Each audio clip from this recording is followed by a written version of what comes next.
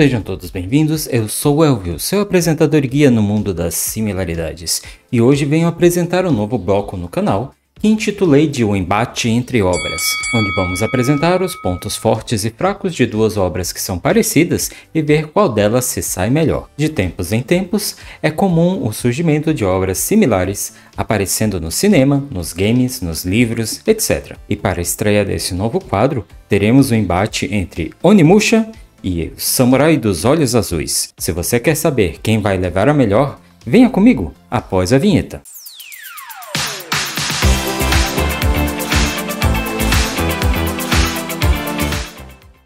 Antes de mais nada, peço que se inscreva, deixe um like e comente, mesmo que seja para dizer que comprou uma sandália nova, para falar do seu lindo pet ou comentar as maravilhas de sua última viagem de férias. Agora vamos começar o confronto.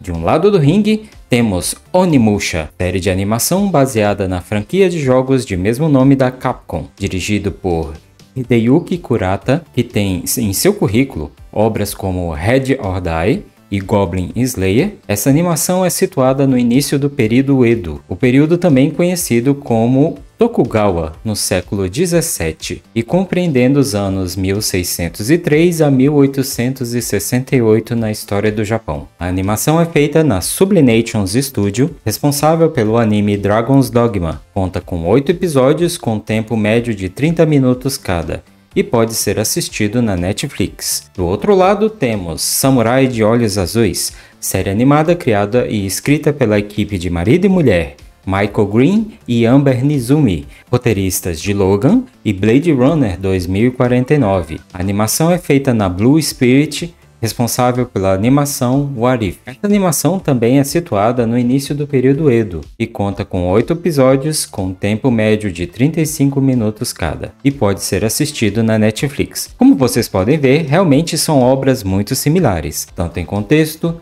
temática, estilo, duração e localização no tempo. Então vamos comparar 5 pontos entre as duas obras, e o primeiro é o enredo e desenvolvimento da história. Em Onimusha temos um personagem que realmente existiu, o icônico Miyamoto Musashi, que foi um famoso guerreiro e artista japonês. A Capcom e a Netflix tinham tudo para fazer uma adaptação incrível, mas optaram por uma história original, que se utiliza de elementos dos games em vez de usar uma das 4 histórias existentes. Mas isto em si não prejudica o desenho, mas afasta alguns fãs mais criteriosos que queriam uma adaptação verdadeira. Outra questão é com relação às motivações e ao próprio personagem principal, Musashi, que aqui é apresentado numa versão mais madura, quase idoso, onde está mais calmo, não sente mais a necessidade de se testar e viver lutando, mas parte em uma missão para tentar eliminar um samurai que conquistou um inesperado poder que pode destruir o Japão. O roteiro explora a dualidade entre luz e escuridão, a coragem e o medo, a luta constante entre o dever e o desejo pessoal. Agora em Samurai dos Olhos Azuis, somos apresentados a jornada de vingança da personagem Mizu, diferente de Onimusha, que se utiliza de versões de personagens históricos reais. Segundo a criadora da obra,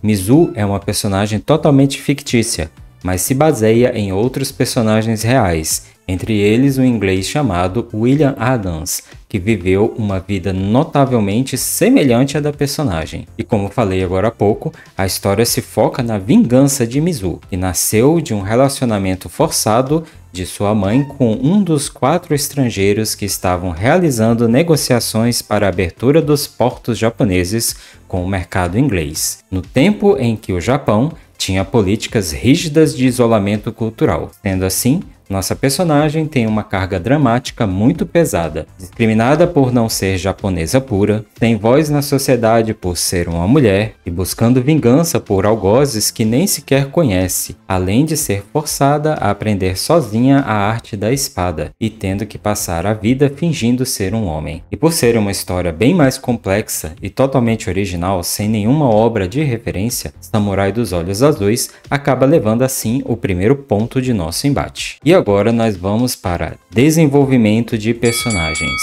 Em Onimusha temos personagens que começam interessantes. O próprio Musashi começa mostrando sua habilidade, Mesmo com sua idade já avançada, apresentando cansaço e desmotivação pela luta, isso poderia render muitas piadas ou situações de crise, mas a animação se perde e acaba só criando um velho meio ranzinza e chatão, típico do perfil tiozão aposentado, tendo então pouquíssimos momentos de profundidade. Onimusha, que surgiu de uma versão ninja de Resident Evil nos games, mas na animação não consegue transpor esse clima de medo e tensão, sendo quase uma série de ação genérica, onde vemos o personagem só seguindo em frente porque sim, para seguir o clichê shonen dos games.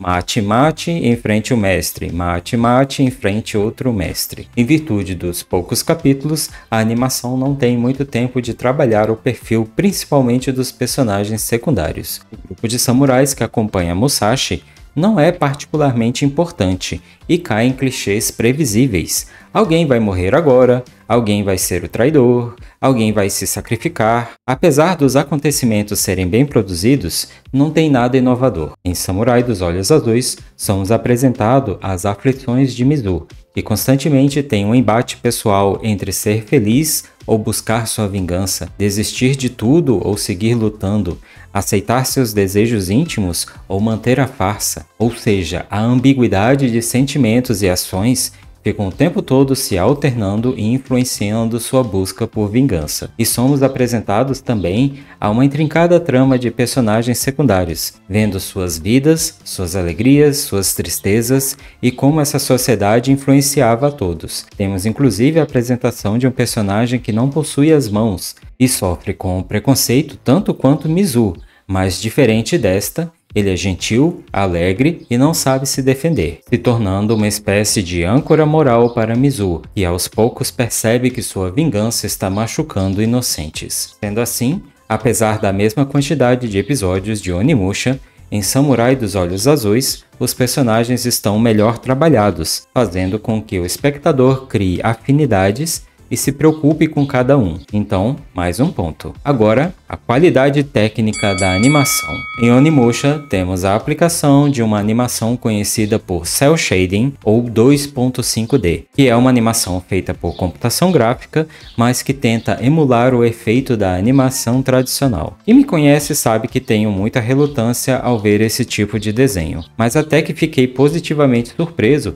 pela qualidade apresentada aqui. Em Onimusha, os rostos são detalhados e estão mais expressivos, podendo ser melhor percebidos as mudanças de sentimentos. No entanto, nem tudo são flores. Em alguns momentos é perceptível a queda de qualidade. O uso do recurso de closes nos enquadramentos, para reduzir custos com o cenário. Esse é outro ponto.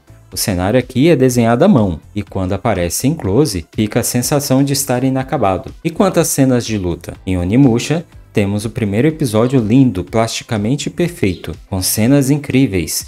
Enquanto as lutas estão focadas com inimigos humanos, é tudo perfeito, mas à medida que começam a surgir os inimigos místicos e o uso dos poderes mágicos começam a aparecer, a obra começa a se perder, saindo as maravilhosas coreografias e dando a vez a balançar de mãos e efeitos de luz. Pelo menos fosse como nos animes que usam muito bem esse recurso, tipo Demon Slayers e suas lutas frenéticas. Aqui é apenas um show de luzes mal feito que perde a beleza apresentada no primeiro momento. Em Samurai dos Olhos Azuis, temos a mesma técnica usada em Onimusha, o Cel Shading ou 2.5D, mas temos personagens com menos expressividades e detalhes.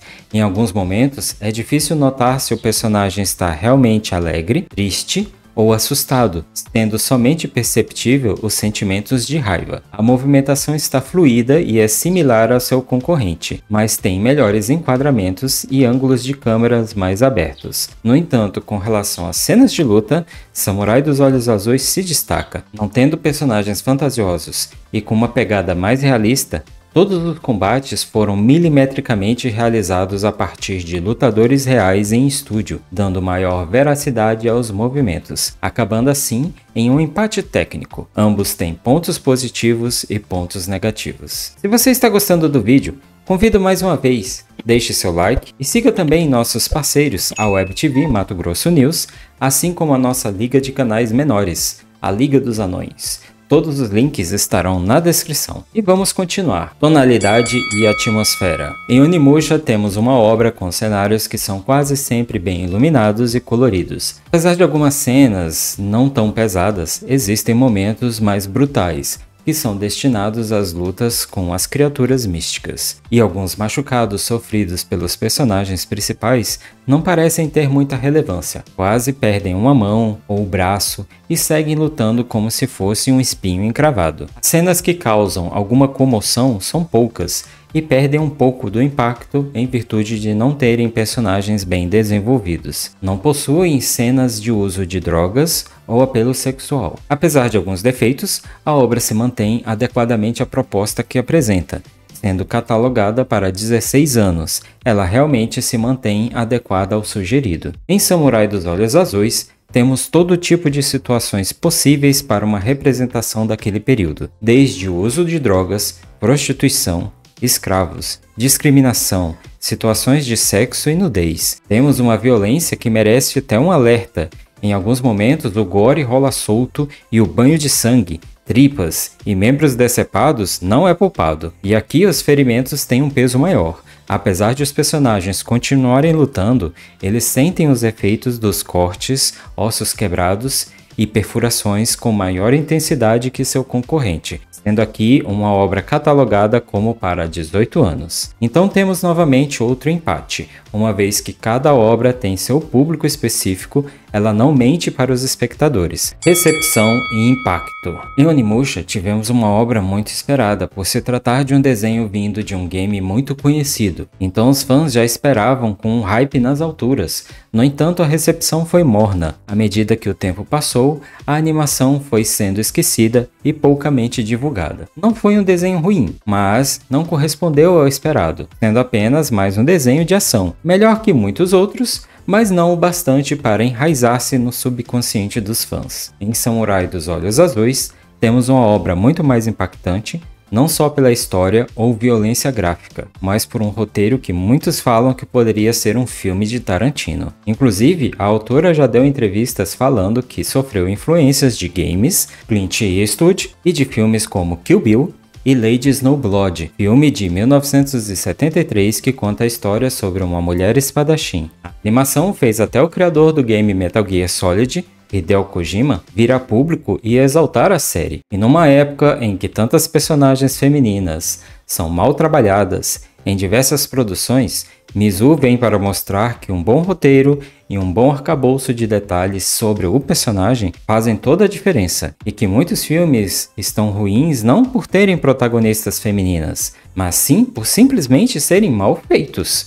Sendo assim, ponto para Samurai dos Olhos Azuis. Então, recapitulando, temos enredo e desenvolvimento da história, ponto para Samurai dos Olhos Azuis. Desenvolvimento de personagens, ponto para Samurai dos Olhos Azuis. Qualidade técnica da animação, empate. Tonalidade e atmosfera, empate. Recepção e impacto, ponto para Samurai dos Olhos Azuis. Resultado, ganhador, Samurai dos Olhos Azuis. Então termino mais um vídeo, espero que tenham gostado, e se tiverem outras obras para indicar, deixe no comentário para que eu possa fazer outros vídeos. Um grande abraço, fiquem bem e até a próxima!